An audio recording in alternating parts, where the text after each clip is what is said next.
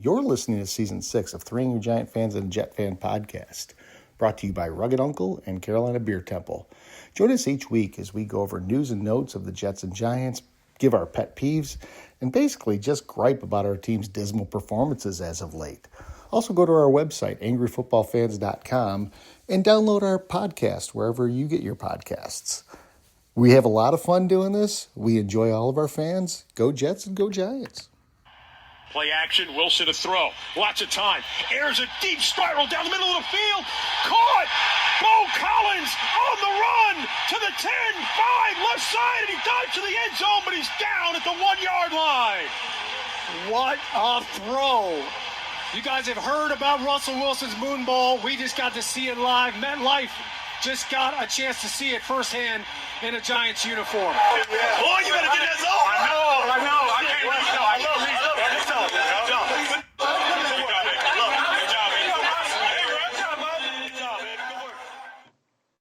So that was a description of the Russell Wilson moonball, the pass to Bo Collins, 80-yard touchdown, or not touchdown pass. He was actually down at the 1, and then I think Singletary pushed it in from there. But, guys, from the Giants' standpoint in preseason, all the quarterbacks look good. Don't know what that means when it comes regular season time. We'll talk about that. You know, a lot of people are hyped up over this, but, you know, it is preseason. We need to be aware of that. So we are the Three Angry Giant fans today and a Jets fan, and we have a special guest today. So it's your host, Scott, Giant Mike, and Jets fan Novak. And we also have our Cowboys fan, Peacock, in the house.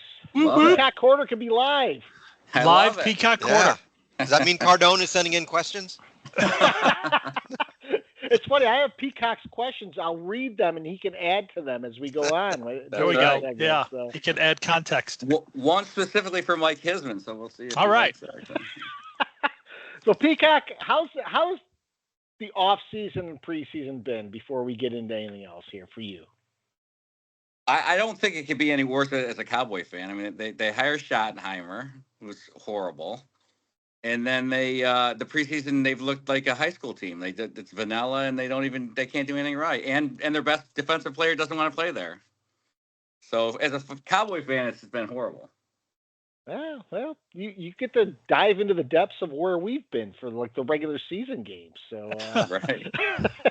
Are things getting squared away with Parsons? I kind of heard that maybe that was settling down, Brian. This morning they said Rappaport, I think ESPN said it's different this time. It's more personal, and they think they just don't like each other, Parsons and Jones now. And Jones is he's like the, you know, at his age with his money, he doesn't have to. He can just be a jerk. If it doesn't go his way, he can just say, "I don't care. I have all the money in the world." And I think that's what he's doing here, and it's kind of scary actually. Well, you got to be a little bit nervous because, you know, if you watch any of the Giant fan boards or listen to Giant fans, they're going to the friggin' Super Bowl because of Dart. So, I mean, good God, the overreaction. My God. Hey, Peacock has a question about Dart, so don't throw shade on that yet. So all right, don't worry. So before we get into it, let's give a shout out. So last week we had a bunch of people from New Jersey signing in like we normally do. So we're going to go back to Jersey for this one. So nice. Hello, Bayonne, New Jersey. Population 71,700. It's in Hudson County, but it was formed as a township in 1861 from Bergen Township. And the name comes from Bayonne, France. So hopefully we don't get involved in a war with Bayonne, New Jersey being involved. It's the home of Rich Glover, former Giant defensive lineman, and also Shaq. Oh, that's right. Shaq is from Bayonne. That's right. I forgot about that. From Bayonne, yeah. How about it? Bayonne, right outside the great town of Hoboken, where I lived for a number of years. A good place. Yeah, it is right here. As usual, I have brought this up in Wikipedia, and I'm checking it out as we go. Yeah, it's nestled right in there, right across from, looks like Brooklyn, between the Newark Bay and the Upper Bay. Mm-hmm. Yeah. I used to like that going when you would go to that part of Jersey. You could just look right across the view and see the New York City and all the buildings. Absolutely. Yeah, Hoboken. It's around the Statue of Liberty area. So, yeah. That's kind of lame. I usually try to come up with something funny or witty about the town, and I got nothing here. I got absolutely nothing. Well, I'll tell you this: you don't want to say anything negative about Bayonne, or you might not be living. So just stay away from negative comments about Bayonne, New Jersey. Keep it down about Bayonne, Mike. Yeah, you're fine you're picking fine. on Antelopeville. It's the greatest place on the planet. Just saying. Nothing about waste management, Mike. All right, I will back it down. Message received. So as Peacock looks on to our two teams, he would have seen a vigorous display of hand-to-hand combat during the Snoopy Bowl this year. So bragging rights go to the Giants. Congratulations, boys. I can't believe it. I was over the moon. I couldn't go to sleep for like 2 nights straight. I'm running on caffeine here. Yep. It's a big deal. We got a Snoopy Bowl win under our belt. The Jets have kind of dominated us in the Super Bowl or Snoopy Bowl competition over the years. So yeah, it's good to get one, and I'm sure that'll go in the trophy case next to the Lombardis. Not only did you win, but you beat our ass. I mean, it wasn't even close. So yeah. Congrats, you guys are the best. You're going to the Super Bowl. You got the Snoopy Bowl? The Super Bowl is next. Well, we opened with the Russell Wilson throw on the 80-yarder to Bo Collins, but Jaxson Dart was very impressive in that game. But I'll tell you what, Wilson throws a great deep ball, and as soon as I was talking about the way he floats things up there, he floated one up, and of course there was a miscommunication with the wide receiver, and it ended up being picked. So that's what happens in the preseason. Carter had a welcome to the NFL moment. I don't know if you saw that, Novak. He got slapped around a bit, thrown to the ground. Pancakes. So I was actually going to go there if you threw it to me about my take on the Jets. But what I will say is to Abdul Carter, dude, you got blown up by our backup tackle and a tight end that's not going to make the team. Stop it with the tweets. Have some humility. You haven't done anything in the pros yet. I think he's going to be great. But dude, come on. Be better. Don't be tweeting that.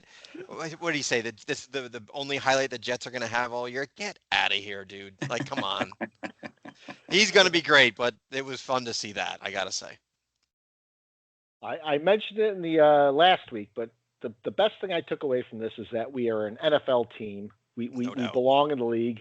And the other part I loved about this is, I don't know if we're going to see this in the regular season, but Elijah Chapman was lining up. He's a defensive player. He's lining up as fullback, and he absolutely blew some people away in some running plays. So I love the fact that we just are experimenting with things in the in the preseason. So I don't know if that'll translate to anything at all. I disagree with you just a little bit. I just don't know where you're getting that we're suddenly an NFL team from 2 preseason games. Things have gone our way. Things have looked okay. But and of course, no, I don't recall the past few preseasons at all. They don't even exist in my brain. But I've got to see this live. I can't. I have zero. My excitement meter for this season is pegged on 0. I don't know. I mean, I'm not saying I don't see reasons to be optimistic. I do. And like I said last week, Dart looks really good, and it's not just the stat numbers. He's getting the ball to the right people. He's getting it out on time. He moves around. It all looks really good, but I got this feeling that it's looked good before, and the bottom has come out. So, I know what Novak was talking about at the top. I see it. I feel it on Twitter and everywhere. Giants fans are fired up right now, and I'm not one of them. I still think we're last place in the division. I don't think we're sniffing the playoffs. And yeah, that's just one person's opinion. Well, I'm going to contradict myself, Mike, even later in the show, because although I'm giddy about the preseason and the way it's happened, I know that overreacting to preseason is one of those pitfalls you're going to have, and it may show up in a pet peeve or something like that going forward. Maybe. But I'm just giving some foreshadowing that might happen. But, it's one of those things where I feel like in previous preseasons in the last few years, we have looked like we are just scraping by. We're not doing well, even our ones against the other team's ones. And at least now we're competitive. So in that regard, I feel like we've raised ourselves up to the NFL level. as minimal as that is. So. Yeah, I mean, we don't look like the Stooges out there, which we have in the past. I know. So I'm completely jealous. I got to be honest, because I think you see your pieces starting to finally come. You're at that stage you where see that. you see it coming. I agree with you, Mike. I don't think they're going to be any good. I think 6 wins, maybe something like that. But you can see it all starting to come together, the different pieces. And then I love how they are coaching Dart. Like they threw him in apparently on one play, and they didn't tell him he was going in because he always has to be ready or whatever that thing was that Dayball did. The kid just has the right demeanor. He's answering the questions the right way. He looks the part. That touchdown pass he threw to Dulcich, I think it was impressive. Because if you watch he had the tight end Dulcich, streaking down the middle in between 4 defenders, and he had other guys open on the right and left side, knowing though that had he thrown there, I think they get tackled out of bounds, and that was just a perfect pass right on the numbers. Yeah, right decision. It was his 3rd look. I don't think it was his 1st or 2nd look. Impressive. So I think you guys clearly have something. I don't want to give too much credit, but you're onto something for sure. You know what I didn't like about that play to Dolchik though was that's a play you never saw with Jones, and all of a sudden we're pulling it out in a preseason game, and it's like, that's not a rookie throw. No, in general, it's not a rookie throw. It's not. I mean, that's what was impressive. I don't see rookies making that throw, which was, he looked real good. What do you have? 13 straight completions. Yeah. I mean, I might have the most confidence in the Giants on this podcast. That's amazing. I'll tell you one thing. The reason I think the Giants are going to be the surprise team, and I think they're going to be really good, is because Dart looks so good. Why wouldn't they start him? And to me, the answer is because Daboll knows he's got something, and he doesn't want to let a rookie ruin it. And I think they're going to be the skins of the Commanders of last year. I'm very fearful of the Giants. I think that defensive line's a killer. The offensive line's getting better, and I think that they got a veteran back there in the quarterback. I think they're going to be. I don't know. I think they're going to be better than people think. I'll believe it when I see it. I loved hearing that, but then again, when we had Peacock on last year in the preseason, he was very high on the Giants. Then he said we would be better than the Cowboys. So. Well, and I also said that the Redskins would win like 2 games, and they went to the so my predictions aren't great, but I will say this: I think the Jets are going to be horrendous this year, and I cannot believe. And I like the Jets. Even as a kid, I always liked the Jets in the AFC. And I'll tell you what, watching that game the other night, I'm like, are the Jets going to win 3 games this year? That's on. What's the over under in Vegas for the Jets? 4.5. It's 4.5, and I put a lot of money over it. It might be under. It might be under. I mean, my God, and Justin Fields, I know how Mike feels about him. I don't know, man. The Jets do not look good. I don't know. And we don't know about Aaron Glenn. Is he going to be any good, or is he just going to be pretend Bill Parcells again? I mean, you don't know. Yeah, we'll talk about saying and doing the right things. Yeah. We'll talk about Fields here in a second, and Novak, I'm going to open up the floor to you for the Jets game. I will say this though. One thing I like about the Jets is I think they're on the right track with Aaron Glenn. I love the fact they have a Jet guy. They have a guy who was under Parcells. They have a guy who wants to bring back culture. I think you're on the right road there. I don't think the quarterback's right, but we'll talk about that in a minute. So I'll take your thoughts first on the game. Yeah, look, I totally agree with what you just said. I was going to kind of go there, the same thing. I think you need 4 pieces, right? In the NFL, you need a coach, you need a GM, you need a roster, and you need a quarterback. I think they got 3 of 4. They just don't have a quarterback, and so that is going to be what kills them. I am completely frustrated already by Justin Fields, and he hasn't barely played. But you can just tell, even just watching on the short time that he's on the field, he can't throw. I mean, we said it when they got him. Mike Hisman's been calling it that he shouldn't be in the league 3 years ago. He's so bad, and it's going to take. Well, it's Tyrod Taylor. But he's. I'll tell you what, they had a good-looking backup in the preseason. Martinez, that's not going to happen. No, Martinez. They looked pretty bad altogether, but I also don't think that's a bad thing. In the preseason, like get out a lot of this poor play and sloppy play out of the way and let Aaron Glenn rip into them, which is what he will do, which I do like, because Saleh would have just, all gas, no break and all this cliche BS and just cheerleader, slap him on the ass kind of guy. We don't need that anymore. Like this team and this organization needs a real kick in the ass. And I think Glenn's going to do that. There were some pieces I thought that looked pretty decent. I love Braylon Allen still. He looked okay. The offensive line is solid. I think they held the Giants pretty much in check when the first teams were out there. The Giants got pressure, but not as much as they did the previous week. I don't know. I don't know how far we want to go in preseason. I'm concerned about this year, but I don't know if that I care as much as long as the culture is right. They're a young team. They got good players that they've locked up for years in Wilson and Gardner. They've got cornerstone pieces as far as two bookend offensive linemen. We just got to get the quarterback. That's all it comes down to. And so if they go 3-14 and they draft first and they get Arch Manning, Super Bowl, baby. So we'll see how this year goes. I have no idea right now. I'm back and forth with them. I got to ask this because, we've talked about Justin Fields being immune to criticism before. And I finally started hearing it this week of all weeks. Like, I've not heard it. And all of a sudden, after the Giants beat the Jets, I heard two different people come out and say, well, Justin Fields is a one-read quarterback. If he doesn't have his read, he takes it down and he runs with it, which is what they said about Daniel Jones for years. And I understand that take. But why did no one say that when he was with Chicago? Why did no one say that when he was with Pittsburgh? And now all of a sudden they're saying it now. It's what he's been the whole time. Exactly. I don't understand why if you haven't criticized him before, you shouldn't be criticizing him now. It's the same exact thing. Right. What you're seeing with the Jets, with the 3 for 11s passing for 42 yards, that's him. That's what he does. Totally. He did it with nothing's changed. He's been to 3 different organizations, 3 different styles. And yes, again, this week, we should just say in the beginning, we understand for the whole show that this is preseason. We should just say that in the beginning. Right. And not have to say it 100 times. Right. But yeah, there's no change in the product at all. He's the exact same guy.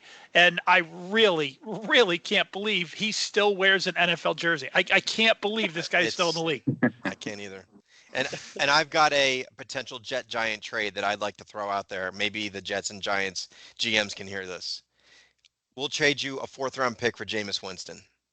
Yeah, really? How about that? I think the Giants will be open to trading Winston. They're going to get something for him, I think. Yeah. And the Jets are the perfect team for that because Tyrod Taylor is always hurt. He's not reliable, and I think Fields sucks. And what are we going to have? Adrian Martinez as a 3rd string? Like, let's do this. Let's trade a 4th-round pick for Jameis Winston. You guys can go into the season with Russell Wilson, Dart, and Cutlets, and off we go. I think it makes all the sense in the world. He doesn't even have to. He just walks across the stadium, right? I mean, makes a lot of sense to me. Right? He's your starter, just like that. 100%. Yeah. Or Fields can play for 1 week and shit the bed, and then we can throw Winston in there. So let's do it. Yep. I'm down. Yeah. Book it, as Peacock would say. Book it. Can I ask you guys a question? Sure. Have you guys noticed who's going to be the starter in Indianapolis this year? I just heard a little rumor. Daniel Jones? Because Richardson can't stay healthy. So I mean, that would be something if he starts the whole year and wins some games out there. Yeah. Can't say how many games the Indianapolis Colts are going to win, but yeah. Yeah, they're going to be tough actually, but. Yeah, I think it's going to be pretty rough. But, yeah, I mean, I've been saying since people started talking about Daniel Jones and getting rid of him and all that, I've been saying we're going to end up getting rid of this guy because it's not going to work. He's going to go to another team, and he's going to have a solid 10, 11 more years of career. Nothing spectacular, but he clearly was not the problem for the Giants. Maybe he was part of it his last couple of years, but, I mean, to me, we talked about this last week. I won't belabor the point. When he refused to throw that ball in that flea flicker, that was the end. Yep. That was the end. That was Panthers, it. Right? Yep. That was when everyone watching just knew he's done here. He's done here. And now, I've watched a preseason game and a half of his for the Colts, and he's throwing to guys who do not look open at all. I mean, someone has gotten into his ear and said, Daniel, don't worry about throwing interceptions. Uncork this thing. Let's go. Instead of the Giants just constantly saying, you can't turn it over. You can't. and got in his head. So Peacock, your Cowboys ran up against the Oh, the preseason juggernauts every year of the Ravens this past week. But yeah. what have you taken away from preseason so far? I know it's only been 2 games. I think has it been the Rams? Not the Rams, but the Ravens No, and it was the Ravens Rams and and the Rams. Ravens. Yeah. Yeah. It's funny because Senile Jerry, had went on about this great acquisition of Joe Milton, and I actually got excited. I always get excited. Oh, maybe Joe Milton's got something. Maybe he's going to take over for Dak in a year or two, and he is horrendous. I mean, he is. I mean, I'm pretty sure I could take any one of you guys and put you behind the offensive line, and you could probably be better than him. He is just. I mean, he'll make one throw a game, like he'll bomb one, and it'll be great. But then it's just terrible. I think he was. I don't know, 7 for 20 or something for 100 yards. It was horrible. And then the running back situation's not any better. And I think they're going to end up probably cutting Miles Sanders because they like the young kid out of Clemson, actually. Phil Maffa. Moffitt, they like him. And he had injury, things at Clemson. He might be a steal. Phil Maffa's Um, a hard running back. yeah, He is. I watched him for 4 years. He does get banged up, but it's because of his style. But yeah. yeah, he might be. He could be a Brandon Jacobs, brand name up from last podcast last week. But he could There be you a, go. a baller. But I don't know. They're going to be. It's going to. I think they're going to struggle this year. I mean, I don't know. We'll see. I'm hoping not. I mean, but that kid from Alabama looks like a good pick though. That Booker, the right guard, looked good this week. So we'll I don't know. see. The Cowboys strike me as one of those teams that they have an extremely low floor and a low ceiling. Like at best they're 9-8, at worst they're 3-14. I don't, and they're a hard one to figure out. You're right, because they have, they're missing some pieces. It seems to have a weird culture going on. Schottenheimer, who was a Jet failed offensive coordinator, Right. and then I don't know, running game, nothing. They got this overpaid wide receiver and way overpaid quarterback. And then they bring in Joe Milton. It just seems odd. There's weird things happen there. They got this senile owner. I don't know. They just could be on the verge of massive decline, I think. Well, Peacock, you talked about it in the opening. What do you think of Schottenheimer? See, the thing about Schottenheimer is I don't know what he's done in the NFL. He was with the Jets. He was with Seattle. What has he done significantly that he deserves a head coaching job? And then they made a big deal about him bringing a ping pong table into the locker room because it's going to create competition. And I'm like, what? Ping pong. I'm like, this is not 7th grade junior high football. This is the NFL. And I'm just like, oh my God. He seems like a rah-rah guy that's going to be a 1 and 2 and done. I don't see it. I just don't see it. I mean, what has he done? What has he done anywhere? What did he do with the Jets? I mean, with Sanchez, he did get them to the NFC Championship game, but was it him or was it Rex? I mean, I don't know. The offense sucked. Right. The reason he's a head coach is because his last name is Schottenheimer. So if Right. you want to talk about what he's done in the NFL, nothing. His father did, and so he's Right. no different than all these other. Remember when the Shula brothers got these massive jobs? And it wasn't Mike Shula head coach of the Bengals? David Shula, he was terrible. David Shula, right? Yeah. David Shula. I think it's the exact same thing. I think he's getting this job because of his last name. But that's just me. I mean, I was not impressed with him as a Jet fan, and I was shocked that he got the head coach of America's team. The funny thing is, Jerry said he called Pete Carroll. Pete Carroll let him go as offensive coordinator. He didn't want him. He let him go, and then he called, and Jerry goes, "I called Pete," and he said, Pete said, he's ready. He's so ready that you let him go when you were with Seattle as your offensive coordinator. I mean, come on, that's ridiculous. Yep. Yeah. I think Pete might have played with him a little bit there. Oh yeah, he's going to be the head coach of the Dallas Cowboys. Yeah, he's ready. He's ready. Jerry wanted a yes man, and he got it, and we'll see how that works out. Yeah, that one.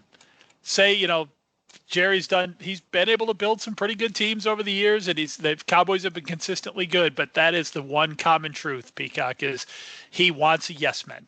Yeah. Well, you know what? People talked about McCarthy, and McCarthy didn't get hired by anyone. So I think he might be done in the NFL. You never know. So I think it was time for a change. I just don't think that change should have been Schottenheimer, but we'll see what happens. The Cowboys need to bottom out. They do. They need that 1-15 Babe Laufenberg year again, where they are the dregs of the NFL, and then they turn it around. That they just need to get there. And there's this middling shit that they've done for 25 years it can't continue. No, Yeah. and Colin Cowherd said on Fox, and I would love this, but he said, I see Schottenheimer one and done. He goes, I see Saban coaching the Cowboys.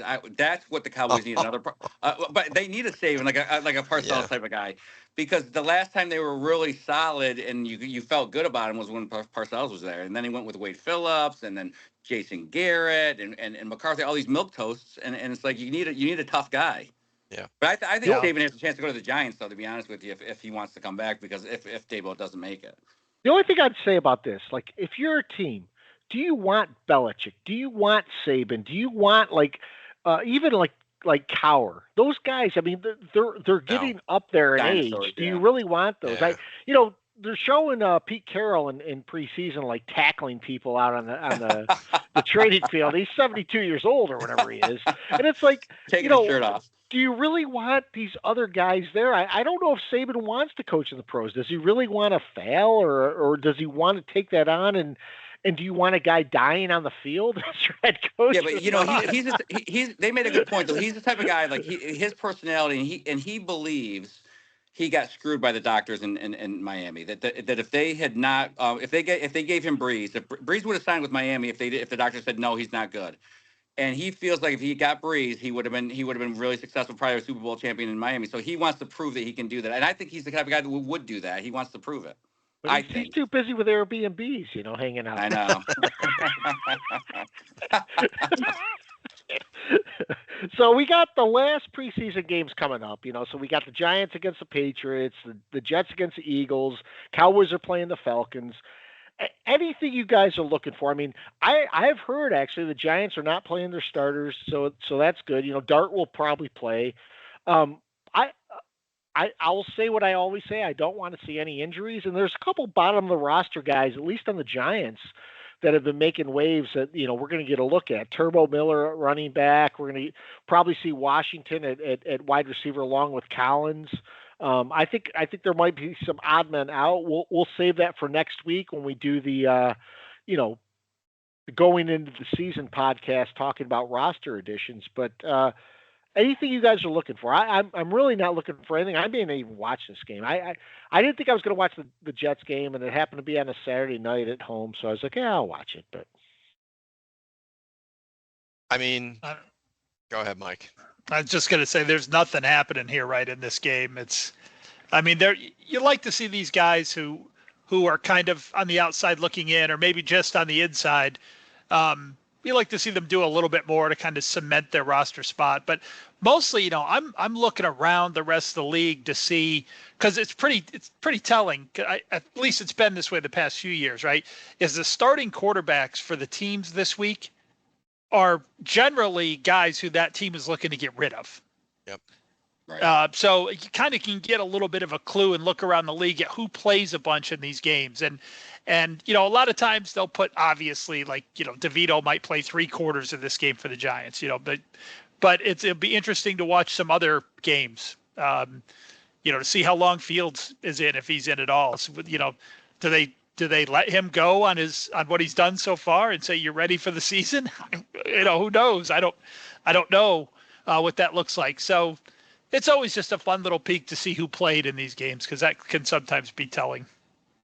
Like, I texted you guys, if I were the Giants, I wouldn't let Dart sniff the field, because you take like I said, pull a Costanza. The guy is like a god right now. Why let him go out there and potentially have a bad game? He's going in with good vibes into the regular season. I would throw Cutlets out there and for 3/4, let Winston play a quarter and just roll with that, because this game means absolutely nothing. Why risk injury? Why risk him having a bad experience? Like, let him just sit and let the Giant fans and the Giant organization do what they need to do with this guy. I think Daboll, Peacock mentioned about Daboll not being there. He has his card. He's not going anywhere with this kid. So Daboll will be back next year, because Dart's going to come in somewhere in the season, and he's got his ticket. Daboll's like the sales guy that makes the one big sale and lives off of it for 5 years. Like, it's exactly what he has right now. He got the Penske account. Exactly. So with the Jets, for the Jets for the last game, I really watched this game to see, like, the guys that could hang on as backups or maybe make the practice squad. And the starters aren't going to play. I'd like to see a couple of the skill position players, like, our drafted rookie wide receiver and Donovan Edwards. Do they have something? Could they make the team? That kind of stuff. Other than that, I don't really give a crap about game 3 of the preseason. It'd be interesting if the Giants made a good move, I think, in signing Winston. And if I was them, I'd play him 2-3 quarters because someone's going to want him. Yeah. I agree. And the better he looks, I mean, it might be a fifth, it might be a fourth, but someone's going to get hurt, someone's going to need him, and then I would just showcase him. But do you guys remember when we were kids, and I don't know how old you guys are, but I'm assuming, I know Mike is the same age as me. Wasn't it when we were kids, the last preseason game, all the starters still played one series, didn't they? They played one series. Yeah. And they out. Yeah, or a quarter. The Cowboys don't play any starters the whole. Dak doesn't play the entire preseason. I hate that. I just think you need at least. I like to see the whole offense go in there in the last game, play one series, 4 or 5 plays, just to get the feel of being together like that. I just hate that they don't play at all. I just think it's stupid. Yeah, I do feel like it was more fun back then. I feel like back in the Parcells and Jimmy Johnson and Joe Gibbs days, it was like, okay, starters, you're out there till you score. Yeah. Get me 3 points and you can come off. It was things like that. And it's just everyone is, we're in this world where you can be literally criticized for anything. And, if you have the starters out there the week before the regular season and God forbid your quarterback rolls his knee, even if he only is going to miss 1 week, you're a moron. Yep. And it's not always true. Matter of fact, it's probably not true. The odds of an injury are so incredibly low, and this could be a pet peeve for me one day, but, I always say America's got a risk assessment problem. I think it's spilled over into sports as well. I know why would you even, I get the whole thought process of why would you even risk it, right? Why would you even risk some fluky thing happening? But, it's you got to weigh it against how much work you think people need and how much the experience of going head to head, especially your younger guys, means. I'd love to see players play more in the preseason, but I'm also glad it's just down to 3 games. Yeah. Well, I think we had the perfect storm hit in the last few years. So you had the reduction in the number of games, and then the collective bargaining agreement told people you couldn't practice too many times. Right. So you cut down on your practices. You have fewer preseason games. The joint practices are really where the coaches will tell you they get the most out of everything, but you only have a limited number of those. So when the regular season comes around, like Novak has mentioned a couple times in the preseason pods, the quality is shit. And I'll say this too. I heard this today, which was counterintuitive to me. They asked someone, I think it was on ESPN, what is the remedy for reducing injuries going into the season? And they said playing more in the preseason. The more you play, the less frequent you're going to get injured. And almost like Mike, what we said when we were talking about those stats from the kickoff. Yeah. No, that's not true. The more you play, the more you're going to get injured. And this happens every year. I mean, there's a guy that gets injured in the preseason every year, 1 or 2. And then usually it's in practice, but they can happen in the preseason game. So far in the preseason games this year, we've seen 3 guys carted off in ambulances and taken off the field, which is more than I've seen in recent years. Some serious stuff happening. You didn't really see that. Don't pay attention to that. It's not player safety, Scott. Player safety. I don't know if any of them happen on kickoffs because I'm told kickoffs are ultimately safe. But no, kickoffs are the most safe thing in the world. Kickoff more people get hurt getting into bed than get hurt in kickoffs in the NFL. So did you guys have any observations around the league? I will say this. Gabriel played for the Browns this week. Looked pretty good, but he did have a couple of interceptions, and they were very quick to point out the interceptions. And then today, just before coming on the pod, Joe Flacco's named the starter for Cleveland. So it's not going to be Shedeur. It's not going to be Gabriel. I really don't know what's going to happen there. They're going to have to carry 3 quarterbacks. I know that. Shedeur must have been. I mean, you heard reports that maybe he wasn't the greatest in practice. He looked pretty good in the game he played. For the Cleveland Browns, who they could have prime Aaron Rodgers out there this year. They're going to struggle this year. why go with Flacco? I don't know. I mean, yeah, if you're going into your season with Joe Flacco at a 39-year-old statue as your quarterback, you can't have any hope. I mean, even I can, with Justin Fields, can say maybe he can run for 500 yards in a game. But I mean, what are you doing with Joe Flacco? Delaware Blue Hens, baby. Yeah. Good Lord.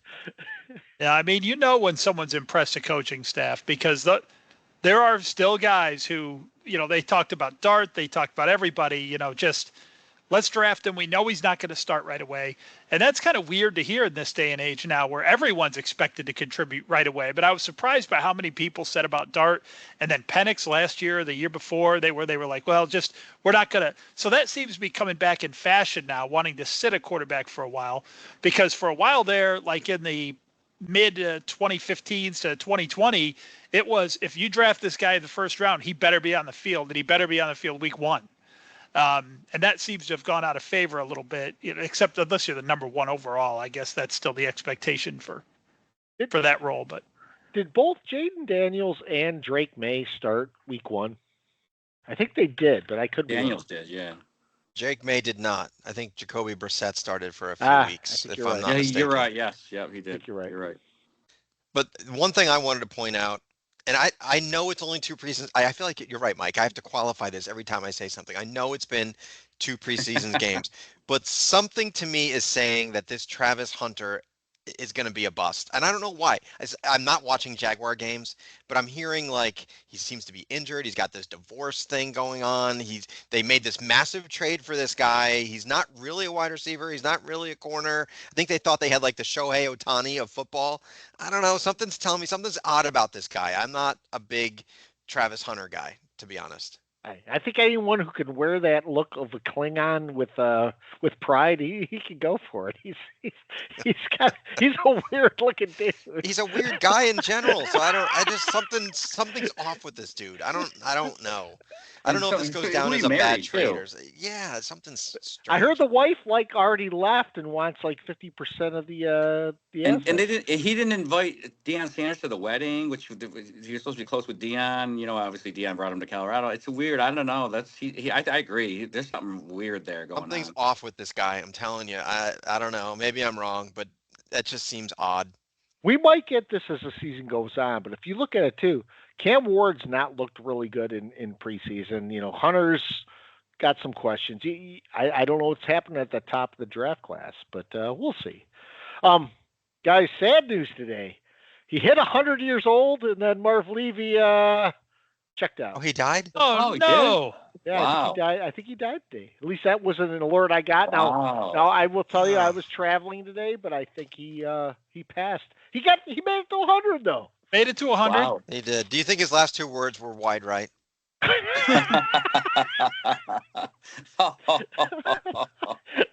was pretty good. Poor Marv. Poor Marv. He was a great coach though. I mean, 4 Super Bowls. I know they lost all 4, but is that ever going to happen again? Oh my 4 gosh. Super Bowls in a row? I don't see it. Even the Chiefs couldn't do it. So I mean, with Taylor Swift and everything. So that just says something. We're probably going to get into that a little bit later, Novak. I know that, but so I know Peacock. I'm getting sorry, Scott, but I think this is worth interrupting. I believe we have buried Marv Levy too early. Does not appear he is dead. Poor Marv. I don't know. We tried to bury him. I think he's still with us. All right. Well, Scott earlier as breaking news. So Scott has done this before with the Schwab. Yeah, that's right. He killed off the Schwab, and then he died like a month later or something. So if you're ever getting mentioned about death and Scott is saying it, just stay in your house and don't leave. Well, now I get a report that he is dead. Oh, okay. I don't know. It's all over the place right now. There's all sorts of conjecture here. When you're 100, I think it's day to day. You're day to day. You're not week to week. You're day to day. So there's a website called Bill's Mafia something that has reported him dead, but nobody else is doing that. So yeah. Oh. If you're still with us, Marv, hang in there. Wide right. He looked good last week or whenever he turned 100. I think it was last week. You know, he doesn't look like he's aged a day since Super Bowl 25. No, but he could still be on there on the sideline. But he looked old then. By the way, I have to laugh at our own podcast every now and then. So I re-listened to last week's podcast, and not only did the pole vault segment crack me up, but the Tom Dempsey segment at the end of the podcast cracked me up so much. I think I have to highlight that one and put it as a separate video because that was just Cardo going along with his leg being a club and us talking about the perfect level foot that he had. That was good stuff. That was good stuff. Peacock, any Cowboys podcasts out there that are nearly as funny as us? Not that I know of. No, there's this is it. But I want to say one thing, as you said around the league. Have you guys heard anything about R.J. Harvey in Denver? If you guys are fancy guys, they say that Sean Payton loves this kid. He's out of Florida, I think, somewhere in Florida. What school is he out of, R.J. Harvey? Is he a running back? Yeah, so it was in South Florida. Anyways, they say this kid is dynamite. So if you guys are fantasy guys, you might want to grab him early. But R.J. Harvey, I'm going to stock that one away. Thank you. Yeah, file that one away. Payton loves him, and Payton. Sean Payton. He loves Oh yeah, absolutely he does. Now the three of us are all in the same fantasy league, so we're like, shit. There you go. I gave you the pick, the sleeper. So I know Peacock's a little far away, but September 2nd. Guys, we have a live podcast at the Carolina Beer Temple in Matthews, North Carolina. Last year was just so much fun. This year it's indoors. I'm in Dallas right now. It was 105 today. Oof. So my car actually said 112. So it was 105 today. It was really hot last year at the Carolina Beer Temple. This year, I don't care how hot it is because it'll be indoors. We're going to be doing football trivia. There's a lot of stuff there. So you stream it live? It's a fun time. We are. Well, I don't know if we're going to stream it live. Because last year I couldn't find it. I was looking all over. I'm like, why can't I get on this? I thought it was going to be live, and I couldn't find it. We posted it after the fact. We did not show it live. We've been experimenting, trying to find some live streams and things like that to do. So we may end up doing that in the future.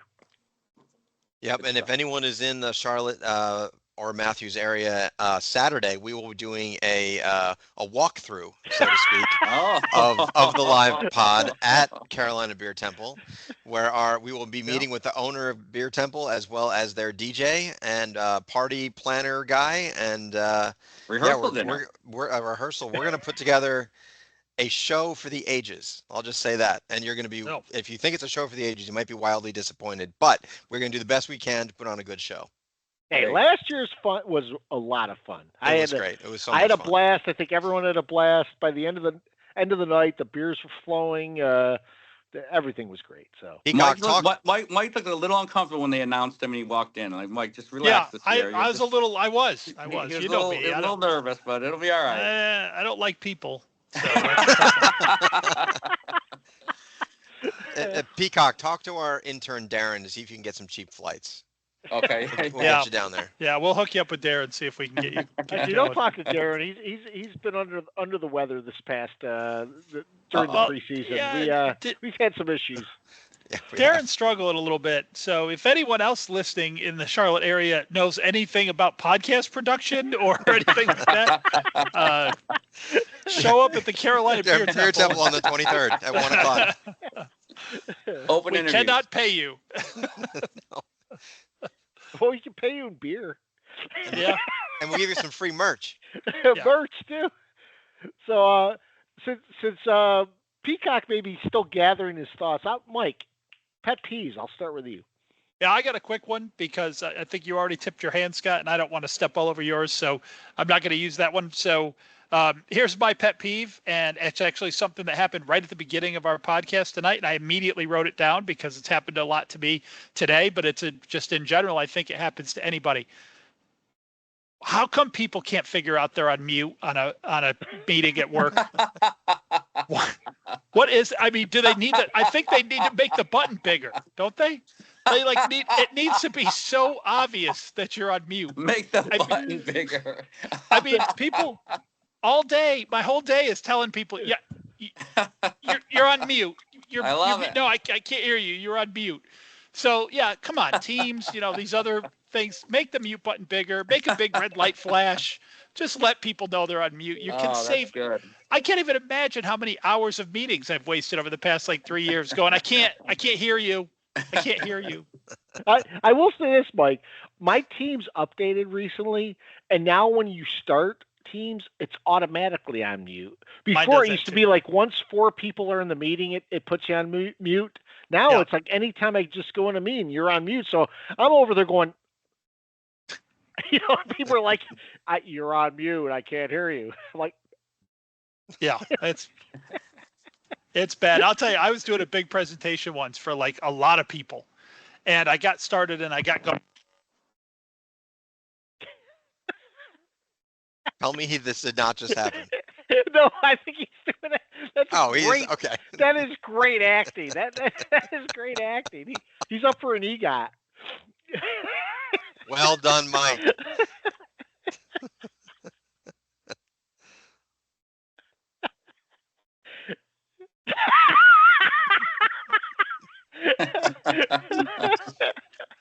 No, I think he is on mute.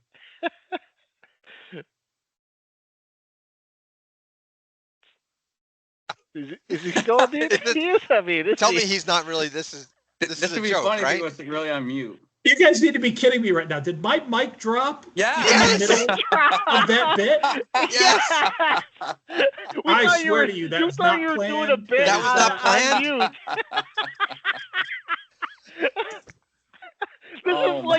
This is like your pet peeve come to life.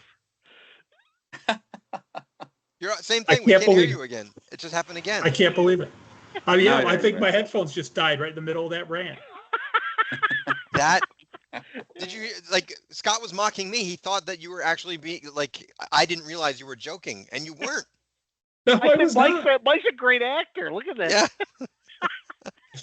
I should have played along. That's great. Yeah, bigger mute buttons. Novak, pet peeve? Yeah, so my pet peeve is going to start out sounding like it's a Justin Fields pet peeve, but let me just confirm it is 100% not. It is what I sent you guys the other day, and it's the sports media that now I think as a podcast, we take risks and we say this is going to happen and we make predictions and we say this person sucks, that person sucks, and the media they can't do anything. They have to put a qualifier in there, and I sent you guys this one. Here's what the headline was from this tool, Ryan Dunleavy.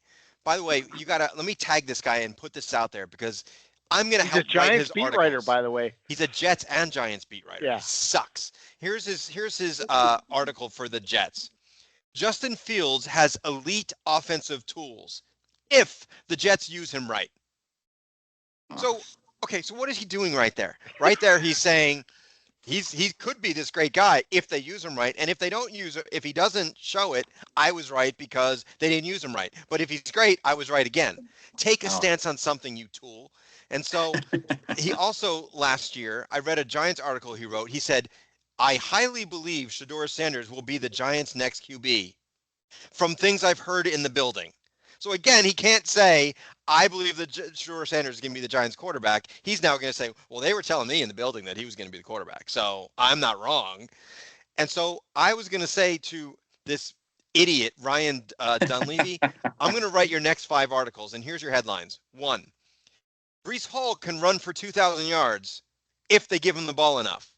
How about Will McDonald can get 20 sacks if he plays every down and never gets double teamed? Or Aaron Glenn can win 10 games if they score more points than the other opponent in 10 of 17 games. Or the Chiefs won't win the Super Bowl if Pat Mahomes tears his Achilles in week 1.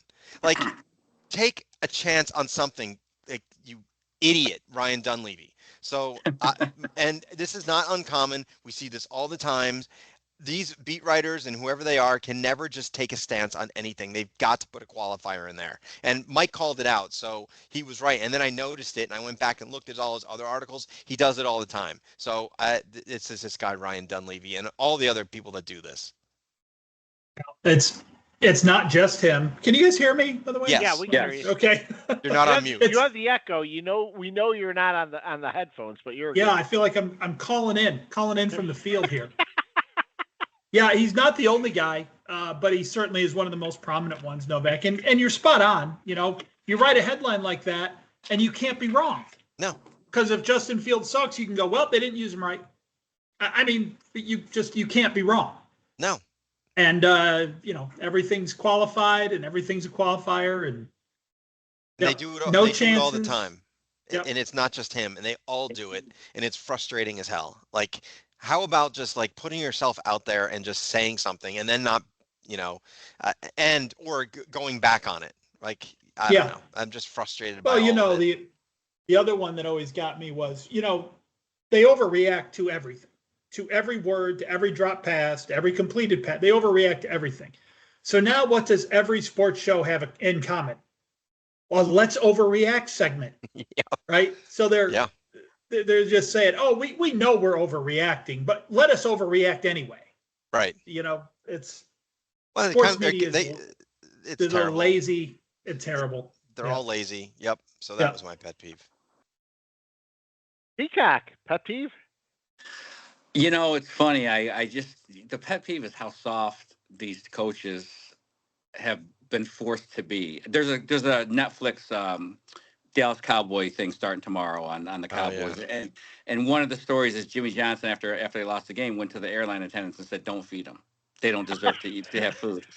Imagine if today someone did that. Imagine if Brian Dable said it came out that he didn't feed the players on a flight home. Like it would be chaos. It would be on every channel. And so everyone's gotten so soft. It's like, to me, it's ridiculous. I just heard there was a union rep on one of the teams went to the union because the coach had them practice too many days in a row in pads. And I'm like, are you kidding me? Don't they play in pads? Like, what? It's just, to me, it's amazing. You can only practice so many days in a row. You can only have pads on so many days. But for the whole year, they have a number of days you can practice in pads. It's just, to me, it's getting to be like almost too much. It's the softness that we're experiencing is just unbelievable to me. That's that's a great one, because for me, for years, like I played small fry football. I played football growing up too, and every now and then you'd come to the sideline, the coach would grab you by the face mask, and he would yell at you, and that was nothing. He was just yelling at you about what you needed to do to get better, and you got better. Yep. Nowadays, people see that as being an act of aggression. It's almost borderline abuse. I mean, they're like, "Oh, he grabbed the player coming off the field." You have this kind of thing. And I remember being in school too. And anytime you were in school, like there would be a fight that would break out, and a teacher would come in and jack the guy that's doing the fight up against the locker. And that was fine, because he was removing that person from the situation. Right. Nowadays, the teacher's getting in trouble because he touched a student who was disrupting things. So you're seeing this kind of thing happen in real time now, and it goes with society. But I will say this: the softness thing is something that has started to take hold, because we don't allow our kids to be yelled at without ramifications anymore. And I really have a problem with that, because I think you need to teach people the principles before anything else. Yeah, great. Well, I mean, the other thing too, when you think about it, these NFL players have been told they are like, God's gift to football for probably their previous 15 years of life. And they're being recruited by colleges, telling them how great they are, how much they want them. And then they have to be nice to them where they're there, so they don't have to transfer. And so it's constant coddling of these guys. And then what are they going to get to the NFL, and all of a sudden they're going to have tough love? It's not going to work. Right. And I mean, so you're right. And it's just, and I hate that. I think college is where it starts, because other than Arch Manning, who, good for him that he stuck it out and like now he's going to be the starter.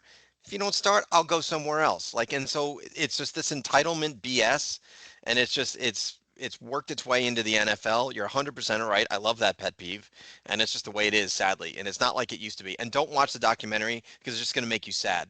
Because I watched the sack exchange thing, and I told these guys last year on a pod, I was almost in tears because I was so sad as to what the Jets are now versus what I grew up with. And Right. you're going to be sad by watching it.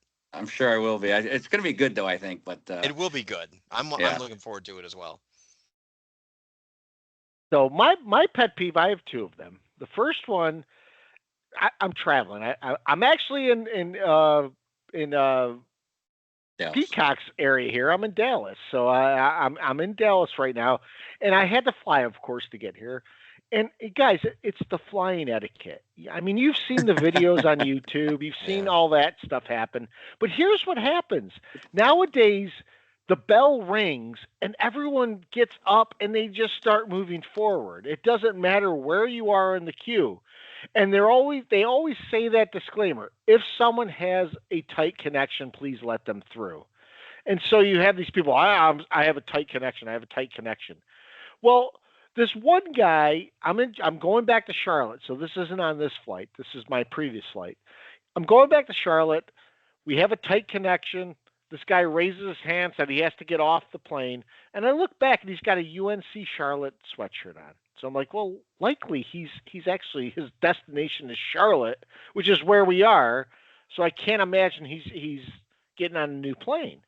Well, doesn't this guy show up in my shuttle bus back to the parking lot? Oh. And I'm sitting there thinking to myself, dude, you just pissed off a whole plane full of people to get to the same exact area that I am 3 rows after you or whatever. And it's like, why? What are we getting to? I don't understand. If you're in the back of the plane, just wait your turn. I get it. Yep. You know what I mean? It's frustrating. It's one of those things people want to get off, but the etiquette has gone to shit. There's no etiquette anymore. You can't claim to have another connection. That's stolen valor. You can't. Those people getting on another flight, those are warriors, man. Those guys are dragging their kids in like 5 bags and like just it takes off in 8 minutes. They're trying to get there. We should be like jumping up on the seats to get out of their way and like, yeah, go. People are warriors. It's not even just the etiquette. You're so right, Scott, but also like, and we always sound old, so I don't really care. Like, I see people on these flights. Did you bother brushing your teeth? Like, they just rolled out of bed and into the flight. Pajamas, slippers. Like, what are you doing? Like, what is wrong with you? Like, I'm not expecting you to roll up in a suit, but can you at least look like you're not just lying in bed? What the hell? Remember the movies from the 50s and stuff? Like getting flying, where you like put a suit and tie on to fly. Exactly. It's supposed to Get be back to We put a suit and tie on to go to a Canadians game back Or then. a baseball game. Remember that? They're all wearing fedoras. Everyone has a fedora. Yeah. God. So my second pet peeve is that it's funny that I'm going here because the infamous Bengals thing, but it's the discussion point about starters playing in the preseason or not. And the funny thing is, like we joke about this. No one gives a shit about the preseason. The coaches don't, the players don't, the fans really don't. But yet the announcers still seem to go, well, hey, he's not playing them in the preseason. What's going on here? Why are they not playing them? And the sad part is that you're going to see some of these players, like Dexter Lawrence, may not play in the preseason at all for the Giants. I'm perfectly fine with that. You might see that with Saquon Barkley. You might see that with someone else, who's prominent. It is a coach's decision. Let the coach stand by that. But for people to second guess who's playing the starters and who's not, it is the part of preseason that I think has just gone off the rails. Yeah, and it's not getting any better. I mean, it's just not, and it's getting worse every year. And let's just get to 2 games at this point. 18 regular season, 2 preseason games, and let's just be done with it. We know we're Yeah. going there. We know what's happening. Well, the fourth game used to be the throwaway game. Now it's the third game. Let's just get to 2. Let's just call it what it is. Practice with that team all week and then play a game on Saturday. Exactly. Let's just do it. Yep. Like, what are we waiting for? Just stop it. And I'm not going to throw Peacock under the bus here, but one of the preseason guys that did so well last year was Trey Lance with the Cowboys. And look, the Cowboys got rid of him. He's now with the Chargers, and he's still a backup. He's going to be a backup. He's never going to be a starter, I don't believe. But it's one of those things that's the thing. People are like, well, how can you let Trey Lance go after this? Well, Trey Lance did nothing after this, or he didn't look great. And he had great stats in one game from a touchdown standpoint. He also had a ton of interceptions. Yeah. And the thing about Trey Lance, too, do you forget, is he had a pretty good contract because he was a first-round pick for 49ers when we traded for him. So they had to let him go because he was getting pretty good money. And as a backup, you can't pay him that much.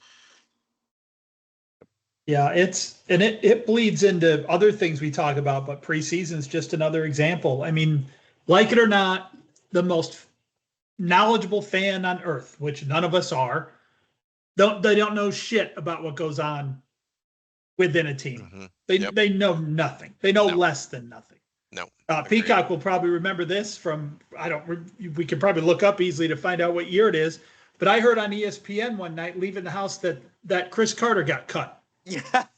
And I came out and I told everybody, we're driving to some bar. I'm like, I swear to you, I heard on the way out the door that Chris Carter got cut. And these guys, the Eagles, right? Yeah. And these guys railed on me all night. Oh yeah, Mike, I heard LT got cut. I heard LT got cut. I felt bad for Mike. It was so bad. I felt bad for Mike. That's how bad we were. We're like, are you crazy? Chris Carter? Why would they cut? Yeah, Mike. Oh yeah, Randall Cunningham got cut too, buddy. Yeah, thanks. Yeah. It was terrible. Yeah. There's things going on we don't know about. That's right. All. So now this isn't a pet peeve, but I wanted to do some segment on this before we got to the questions. And I saw a segment on ESPN today called Patience or Panic. And they talked about all these different people, like, Terry McLaurin holding out. Patience or Panic. Oh, patience. So-and-so, Cam Ward not playing so well in the preseason. Patience or Panic? Patience. The one panic was Malik Neighbors. Is he injured or not? And it was panic because they think he's injured and maybe out for half of the year. And this is the kind of shit, guys. They have to fill the airwaves. I get it. But what is actually what has transpired to think that Malik Neighbors is going to be out for half the year? Wait, Nothing. I didn't. What's wrong with him? I didn't know that. Nothing. He's had a couple. He's had a couple dings, but he's just been sitting out preseason. That's it. Oh my God. Yeah, people get upset these days. Like media thinks, and media and some fans believe we have the right to see our favorite players play in the preseason, and they get defensive and upset sometimes if it doesn't happen. What are you hiding? Right? What are you hiding from us? And Neighbors loves Wilson. I heard they said so. That's important. Well, and I've heard that Dable likes both Wilson and Dart. I mean, I really do think Dart is not. Well, I know I'm stepping on one of your questions, Peacock, but I do think that Dart's not going to play right away. I think there's going to be something there. So getting into Peacock's corner first, he does have a question that he asks: is it a good sign that we're sticking with Russ, even though Dart looks great? And he could add some context to this. But guys, I like the fact we have a veteran here. Dart can learn. He could get behind him. But if Dart has to come in, I think Dart would be okay. I think it would be a waste of resources if we signed Russ, we signed Winston, and we signed Dart. We drafted Dart, and all of a sudden we just scrap all that. That's my personal opinion. I think Russ has actually looked really good as a Giant. All you have to know is Allen, Mahomes, Jackson, and Hurts all sat. Yep. End of discussion in my mind. Wait. So did Love. okay, sure, but he's Yeah, not at that level.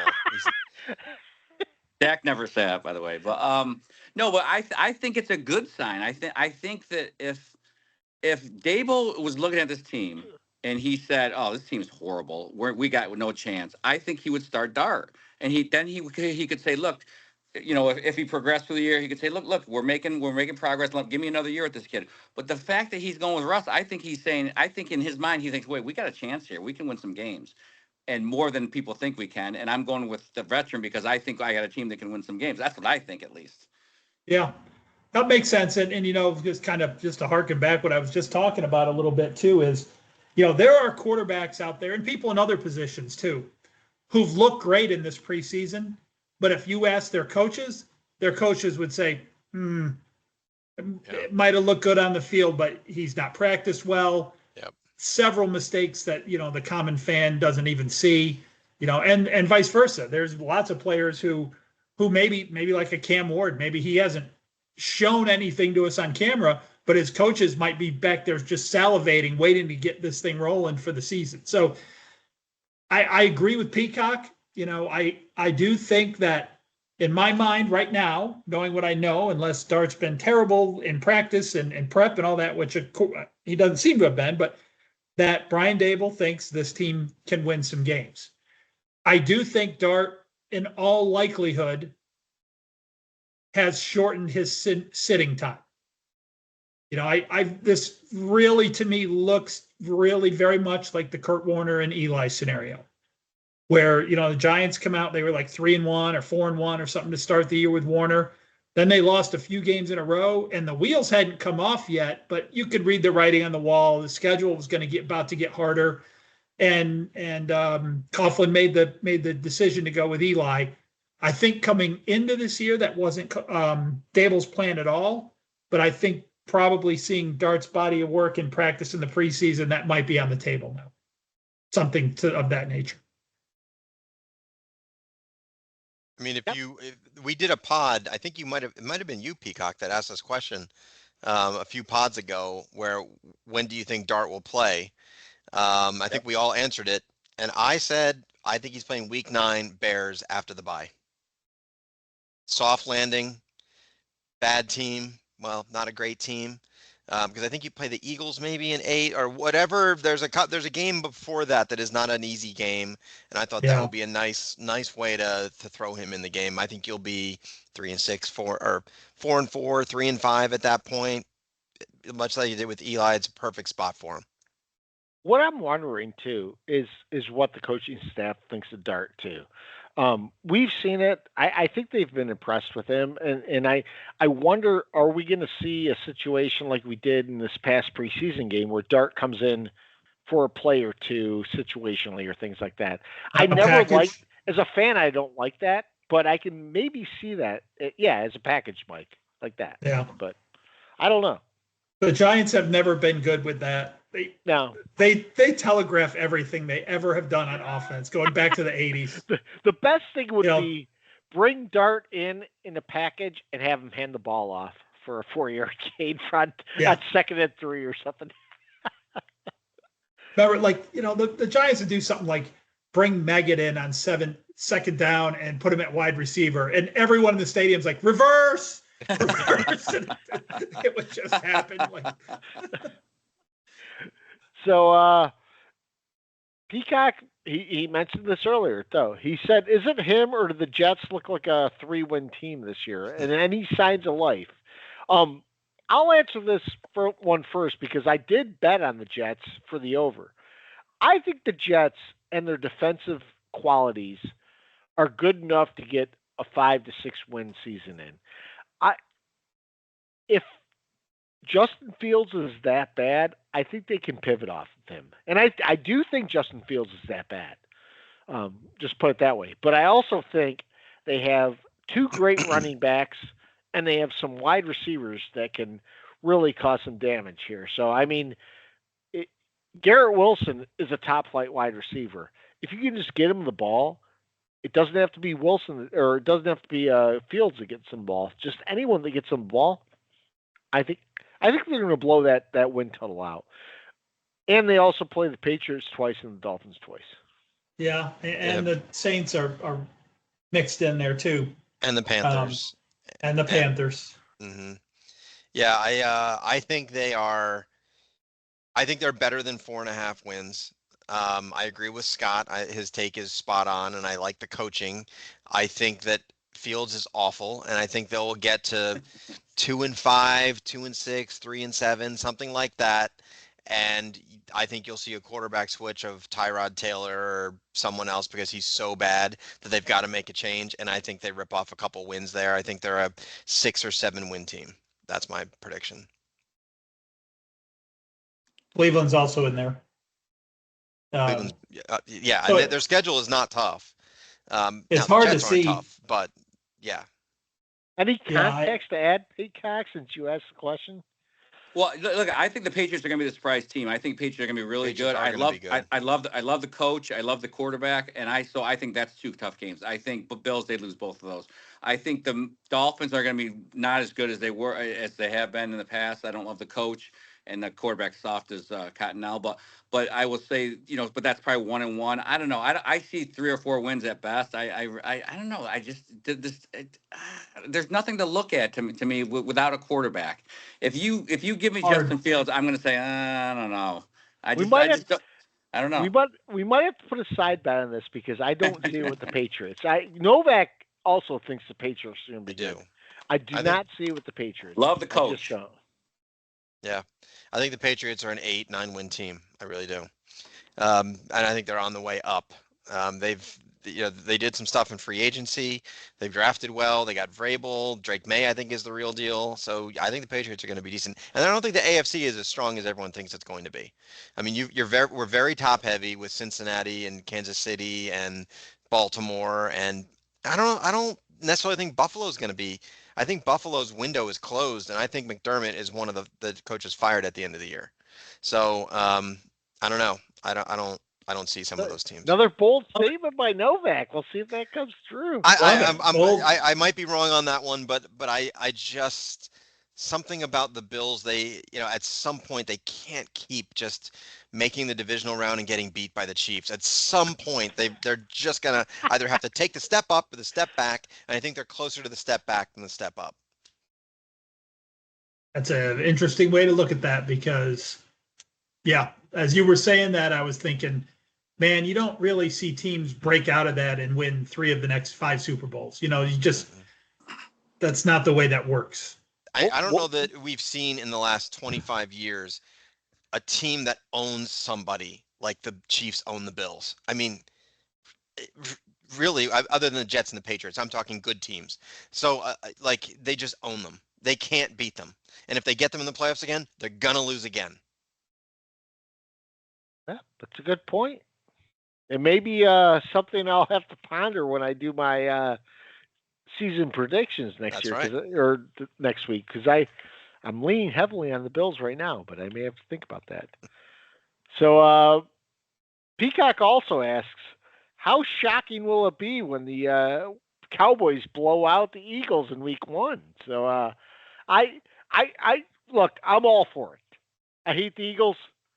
I hate the Cowboys, but when it comes down to who's been better lately, it's been the Eagles. So I want the Cowboys to blow them out. I don't see any Super Bowl participating team getting blown out in week 1. It hasn't happened in a long time. Actually, I don't know if it's ever happened. But it's that Super Bowl hangover, and I will say this: it's the most Cowboy. Listen, it's the most Cowboy thing to do. This, you guys should be happy about this. They will. I believe they beat the Eagles, and I believe they lose to the Giants week 2. That's the most Cowboy thing to do. I think the Giants beat the Redskins, and I think the Giants beat the Cowboys. It's the most Cowboy thing to do. They'll win like 33-28 to the Eagles, and then they'll come back and they'll lay an egg against the Giants and lose 21-7. That's just what they'll do. That's what they do. That's a very Cowboy thing to do. It really is. It's a really good call, actually. Yeah.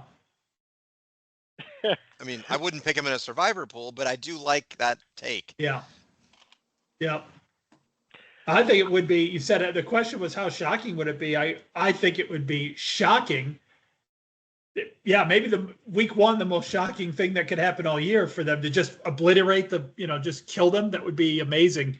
But man, I couldn't. I would have to like not go on social media for that week. I just would have to. That would be a rough. Well, see, here's the thing. I could see Dallas beating like Philly, 21-20. Is that in Philly or in Dallas? It's in Philly. It's in Philly. It's their ring Oh, game they always too? do it. Oh, Yeah. Come on.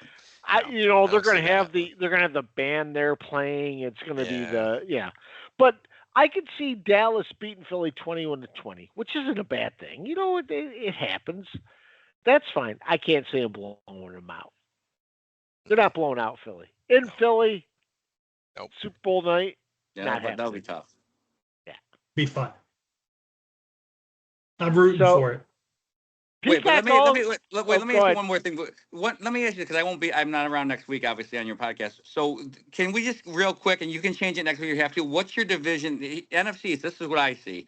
I see the Redskins and Eagles taking a slight step back. Giants taking a step up. Cowboys go back. What's your NFC East look like to you guys this year? If I have to guess, because I'm the optimistic one, I see the Eagles winning the division. I see the Giants second, Redskins third, Cowboys fourth. I would almost pick the same thing.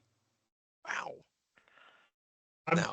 I will go with a repeat of last year, which is a pet peeve of mine, how people don't get imaginative and they just pick what happened last year. But in this case, I believe it. I think the Eagles in Washington are going to be, Eagles probably in that 12-win window, Washington in the 9 or 10. And then the Cowboys and the Giants will be in the 5. Range. I would say the same. I would say Eagles, Commanders, Cowboys, Giants. However, I will say the Cowboys are 7-10, and the Giants are a much better 7-10 than the Cowboys. In other words, the Giants are going to be competitive. They're a team on the rise. They got a young quarterback, and they're ascending. And the Cowboys are going down, but their record's going to be the same. What's the Giants over under? 5.5. 5.5. Oh, I'd bet the house on over on that. I would too. I did 100%. That with the Jets. I did that on the Jets at 4.5. And my last question is the best one, so go ahead, Scott. Yeah. Sorry. So Peacock asks, what is our best type of chicken wing? And if we had to only eat one type of chicken wing flavor for the rest of our lives, what would it be? What flavor and from where? And for me, look, I'm an Elmira. I have the shirt. I am a true kid from Elmira. Elbow room, hot wings, blue cheese dressing. Nice. Mike better pick Binghamton. Go ahead, Mike. I will say this, Peacock. I have to mention this. I never thought I would say this being down in the South. There are some good chicken wing places down in the South. There are. Wow. There's a place called D.D. Pecker's. There's a place called Wing King Cafe. If Cardone was on, Cardone would tell you D.D. Pecker's and their... Is that a strip joint? No, it sounds like a strip joint. He would say D.D. Pecker's and their Fiesta, not Fiesta. Something like that. It's like a Southwest flavor would be the best. Fajita Gold or something. Fajita flavor. You're right. Yeah. Yeah. So in my mind, and I can't reconstruct this because I've heard, and Brian can back me, tell me if this is true. In my mind, the best chicken wings I've ever had in my life were like from a 3-year period from the relief pitcher in Binghamton. That's good. They had it nailed, and they were the best. Now, someone told me recently, like new owners, new cooks, greasy, small wings, not quite as good as it used to be. Not as good as it used to be. We heard that. But there is a place here, pretty much right between our generous host and I, called Carmela's, and it's a pizza place. Carmela's are the best wings I've had in Charlotte. I don't know what flavor. Just either it's just like hot. I don't ever get like a flavor. I just like hot with blue cheese, like Scott. But maybe it's nostalgia or whatever. But the best wings I've ever had at Carmela's weren't as good as the regular wings you get every day at Relief Pitcher from my nostalgic memory, anyway. And Brian, I'll say this too: when we say hot, it's probably not as hot. Well, when I say hot from the elbow room in Elmira, it's hot, but it's not like lemon Suicide. pepper. We don't have those other things creeping in there. It's either hot, medium, mild, and that's basically. I'm a purist. That's what I'm looking for. Novak, you're up. Yeah, so Scott actually might be able to help me with this. And here's why. So Scott and I went to college not far apart, maybe 5 miles, Scott, 7 miles apart. Yeah, right? it's probably that far. Yeah. So you would get off Route 80 and you would take 11 and 15 out to Susquehanna and Bucknell. And there was a place called Front Street Station. Front Street Station, yes. Right? That's not far from Bucknell. I think it's actually closer to Bucknell than Susquehanna. For me, that was the first time I ever had wings, and I was like, this is changing my life. They're the best I've ever had, and it will never change. And it is Buffalo hot, and that was the best for me, Front Street Station. I love that, Novak. So, yep. So to give you some spice there, So Novak and I were probably 20 miles away from that, and I took Steph on a date. Actually, my wife. Get now, out of here, Peacock. Really? To Front Street Station Nice. as a undergraduate, and it was one of those where you paid to me it was probably $35, but it seemed like a hell of a lot of money at the time for dinner. But Scott went fancy for we went for his fancy. wife. So Peacock, if you ever go down Route 15 through Shamokin Dam in that area, you're going to see. I went to Bucknell.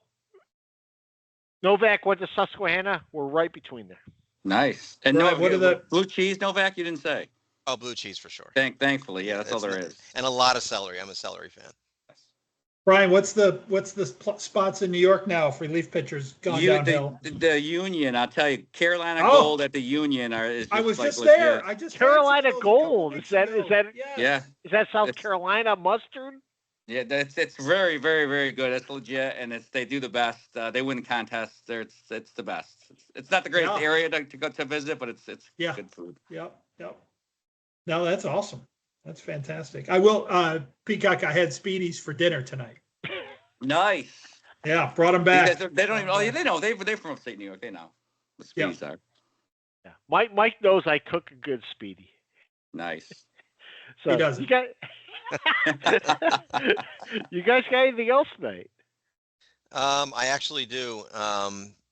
So I'm at my parents' house in Hilton Head, and we were looking through some photo albums, and I wanted to show a picture of me as a young lad in my, for those on YouTube, my Jets shirt and my Giants helmet. So I want to say that, if the Jets continue to suck and I just finally give up, I have proof that I was sort of maybe somewhat into the Giants back in 1977. And so there's all these pictures of me in Jet gear, by the way. But nonetheless, I wish I could have said to young 6-year-old Novak, you have two choices to go here with those two outfits. Go the blue and red, because you are set up for a lifetime of hell. So thank my mother for bringing out these Jet shots that she had of me. I hope this joke doesn't fall flat, but have you guys seen Interstellar? You know that movie Interstellar? Where the one where he is somehow the guy sees in a book. The guy sees himself making a mistake in the past, and he's pounding on the window, going, "No!" Yes. Is that the one where the guy's in a bookcase trying to figure out how to get out? Yeah. That's what I just pictured when Novak said that. Just don't do it. No. I wish I could go back in time and tell myself, just don't do it. Just give up. Just give up now. Go the blue and red route, and you have 4 Super Bowls that you can be happy with. But no, I did not, sadly. That is awesome. So again, September 2nd, live podcast, Carolina Beer Temple in Matthews, North Carolina. Also, big thanks to Brian Peacock. Yes. Thanks, guys. Thanks, Brian. We love having you on. Appreciate it. Short notice. He Love answered the bell, man. It was awesome. Very short notice, but we love having opposing people. I think we are going to get some Eagles fans. We're going to get some Redskins fans. We're going to get some opposing fans this year. So this is good. Some division fans. And you're doing predictions next week, right? Next week. Good. Send That's in a your good show. predictions when we do the questions. That's a Send good in your show, Owie. predictions. Yes, good. And Peacock, keep the questions coming, and thank you for including me in the questions. That Yeah, means yeah, a yeah. lot, so I appreciate it. It's fun. I like it. Thanks, guys. All right, fellas. See you next week. See ya. See ya.